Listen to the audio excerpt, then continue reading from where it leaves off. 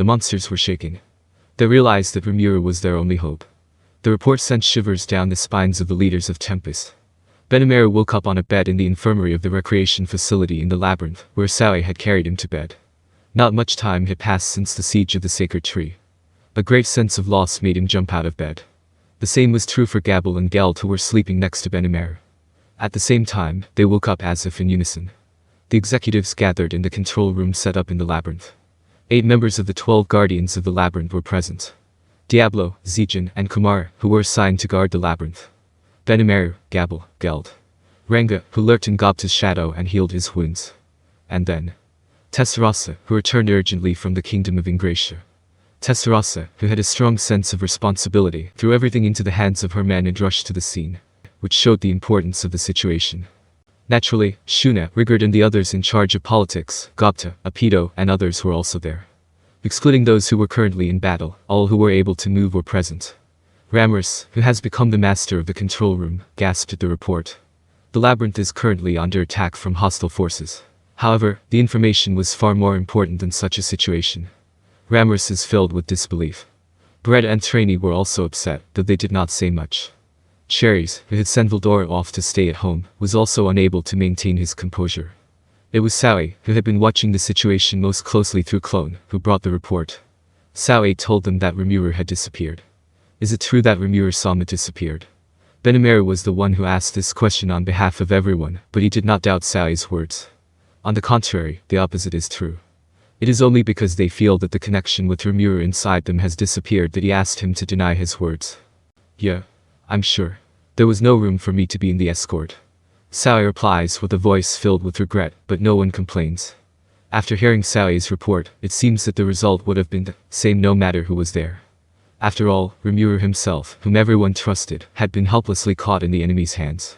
Now was the time to think of countermeasures, rather than to complain and hold Rimuru accountable for his actions. Silence reigns in the control room. Then suddenly, the desk shatters with a roaring sound. This happened while I was with you. Saoi, who usually keeps his cool and never gets angry in any situation, smashed the desk in a fit of rage. Tensura closed her eyes and agreed with Saoi's words. Yes, it is normal to think so. I couldn't do anything either. Tensura's mind was covered with an unshakable sense of guilt that she had sent Rimuru, whom she respected, and go into the battle. Therefore, he could not refute Saoi's words. She could not even console him. All she can do is to contemplate her own helplessness.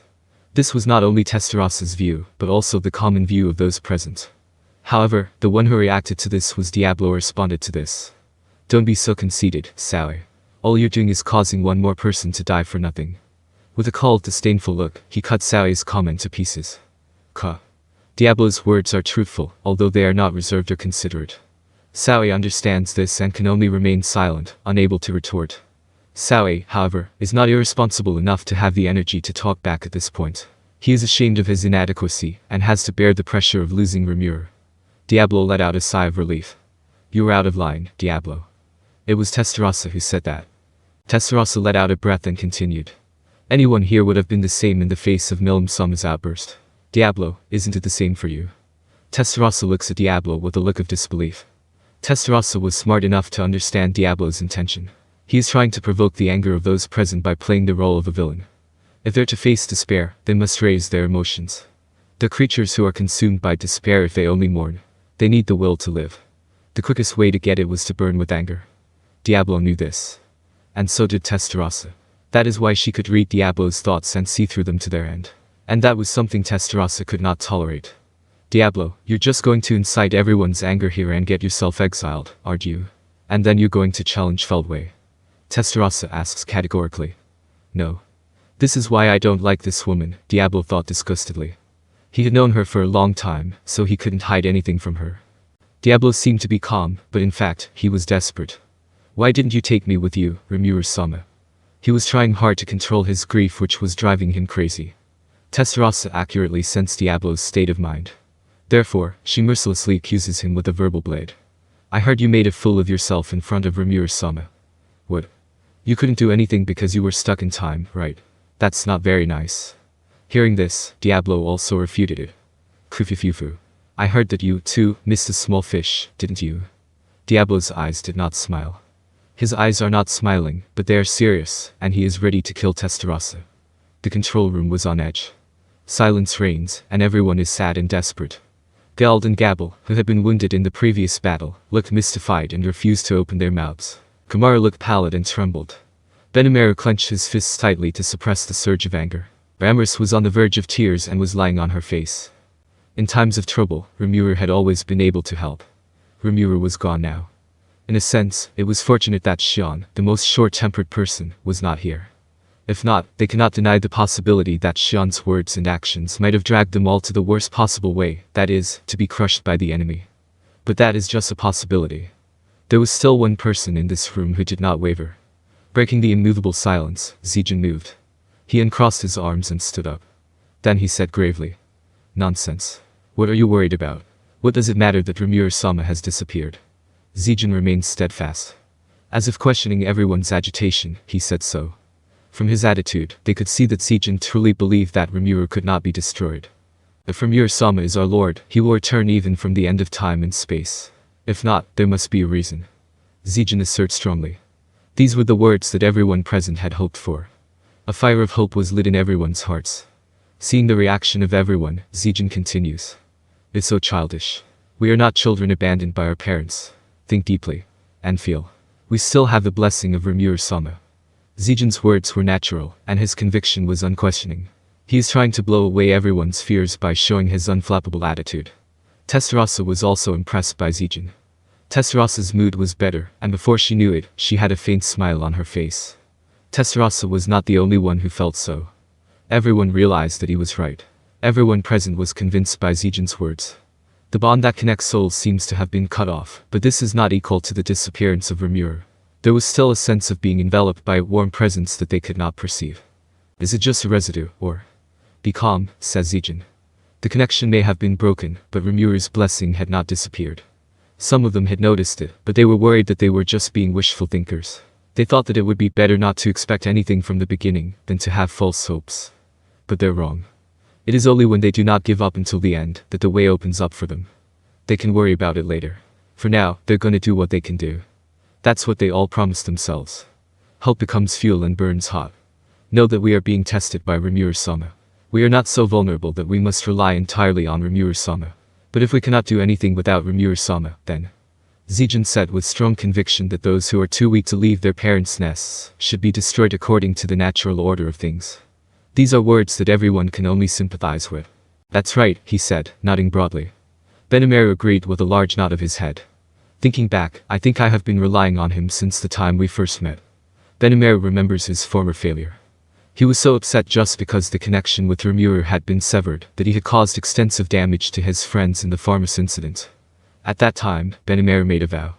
He vowed to be the kind of person who can lead others without relying on Rimuru. And that he would never repeat such a tragedy again. Zegion, a newcomer to the group, reminded him of this determination. It was a bitter disappointment for him, as the person who was entrusted by Rimuru to take care of the rest of the project. Now that Rimuru is no longer with them, the responsibility for all of this rests on Benimaru's shoulders. Now was the time for Benimaru to take a stand. No matter how anxious he is, he should not show it. It is the responsibility and duty of a leader. So Benimaru smiled wryly. Well, we have to prove to Rimuru-sama that we can handle it, so that he will not worry when he comes back. Benimaru said in his usual tone, to which Gopta nodded his head and cheerfully responded. That's right. Just because Rimuru-sama disappeared doesn't mean he is dead. He's a stubborn man, he'll come back to us even if something happens to him. Rigor laughed at this comment. Gopta. You're still talking like a jerk. Rigor says, while dropping a fist on Gopta. That's right. We've always depended on Rimuru-sama. As Benimaru-sama said, we should do our work to honor Rimuru-sama. All the executives nodded their heads. That's right. You can't be dependent on us all the time. Gopta joked, causing everyone's anger and laughter. At this point, there was no one left to look down and lament. The time for lamenting was over. That's right. I too became anxious just because Rimuru-sama was not here. Rimuru-sama would laugh at me like this. Gabble also expressed his regret. Sao Dono's words make me doubt that Rimuru-sama has been eliminated, but it is impossible for Rimuru-sama to be defeated. It must be some kind of a plan. Geld also expressed his opinion gravely. This also made everyone think that this possibility could not be denied. Yes. Well, I trusted Rimuru and I wasn't worried at all. Ramrus regained her energy and said in a good tone. The labyrinth group nodded in agreement. That's right. Rimuru-sama can't lose, said Kumar. The atmosphere was revitalized as everyone expressed their hopes for the future. Seeing this, Benimaru also thinks. He wasn't the only one who relied on Rimuru-sama. He did not mean to spoil them, but their presence made a big difference. Just by being there, they all felt at ease. Benimaru said to them, knowing this deeply. It sounds good to rely on him, but it's the same thing as putting the responsibility on him. It is a casual remark, but his words are very serious. Everyone could think of something like that, and their faces tightened up. I think I've always left everything to him. This is a good opportunity. Let us get through this difficult time with our own power. Rigard nodded his head in agreement with Benimaru's declaration. Yes, that's right. Let's do our best so that we can welcome Rimuru-sama with smiles on our faces. Sae followed him. He thanked Zegion lightly and expressed his regret. I'm sorry, Zegion, for not being cool about what I did. There he is, cool as always. As if he had been distraught until a few minutes ago, he was quietly burning with determination. Starting with this, everyone made a declaration of their determination one after another. Finally, Diablo started to laugh. Kufufufu. Oh dear, I didn't need to give you any encouragement, did I? Zegion responds to Diablo's aloofness. You're too much. Is that so? If you don't wake up here, you're no good to Rimuru-sama, aren't you? But that doesn't mean you have to waste your power in the face of the enemy. Diablo laughed as he was passed over. On the large screen, there was an image of the enemy marching through the labyrinth. As Zegion said, this is not the time to argue among themselves. Still, this was a necessary ritual. At least, if they could not change their minds at this point, defeat would be what awaited them after the battle. Diablo had read it all. But now that the worry was gone. You were right, Zegion. We must prove to Rimuru-sama that we can fight on our own so that he will not be disappointed. There is no time to be discouraged here. We must quickly destroy the fools who have invaded the labyrinth, and at the same time, we must go rescue Carrere and the others who are now on the ice. Now that everyone's consciousness has switched, it's not impossible. Yes, that's right. Let's quickly settle this world and have Rimuru-sama come back to us. Tensura says with a smile. She continues and then states her plan for the future. If Eldora-sama has gone to Ultima, we don't need to worry anymore. Then I will go to help Carrere. Diablo nodded. I know you're going to ask us to help you, but you have to rescue Milum-sama's men too. I'm counting on you. With these words, Tensura moved. Now that she has approved the plan, there is no hesitation in her decision. After looking away from Tensura, Benimaru turned his attention back to Diablo. So, Diablo, what are you going to do? Diablo looked at the big screen, smiled wryly, and said what he really meant. I was going to get rid of Feldway and give this world to Rimuru-sama, but I've changed my mind. If we don't strengthen the defense of this land, we may be disobeying Rimuru-sama's order. The tone was casual, but the content was something that could not be ignored. Zegion reacted with a start. Benimaru asked on behalf of everyone. What? Do you think they are a threat? Benimaru also looks at the image of the enemy. The information of the enemy was displayed on the screen, and the approximate existence value of the enemy was also calculated and displayed. There were Vega, Dino, Pico and Gracia, and Myfuruki, the 7 angels of death. Each of them exceeded the figure of 1 million easily, and some of them exceeded 10 million. They were definitely a threat, but not enough to bother Diablo, Benimaru thought. Sure, I'm not at my best right now, but Zegion is here too. You are free to move around without any concern. Diablo did not change his mind. Just in case, you know. Of course, it doesn't mean I don't believe in Zegion. To this, Zegion responded without seeming to mind. Don't worry about it. I'm just doing my job. His words were filled with his conviction to protect all the beings in the labyrinth. If you've made up your mind, I'm going to go now. Zegion is always unfazed. Zegion turned his back and walked away, followed by Apido, who bowed and left. The labyrinth has the strongest guardian, Zegion. There was nothing to fear. Ramrus's expression softened at this reassurance. Well, with Zegion-chan, we are safe. Beretta and Trainee, who had remained silent, could not help but nod their heads at these words. It was frustrating, but everyone agreed that Zegion was a capable man. I'm going to concentrate on my recovery. Geld closes his eyes. He suppresses his impetuousness to fulfill his role, saying that it is his job to rest now. I too must rest before my turn. Gabel was also badly injured, though not as badly as Geld. He was more mana-depleted than Geld and was out of gas. His wounds are healed, but his physical recovery has not caught up with the others. Like Geld, he was right to rest now. Gabel is also worried about the old Urzania, which he says was iced over.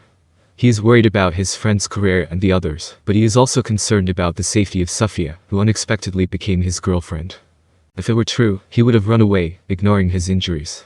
But Gabble had a responsibility. He had to understand what he could do and what he had to do now, and he had to do it.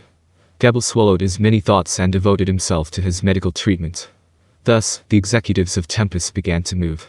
Their faces were full of power, their anxiety dispelled. They were shining with strong will. They are no longer the children who can do nothing without Rimuru, as Zegion had said. They know their roles and are doing their best to fulfill them. Do not disgrace the name of Demon Lord Rimuru. To have the returning Rimuru recognize and praise their abilities. Now is the time for them to leave the protection of their naming parents.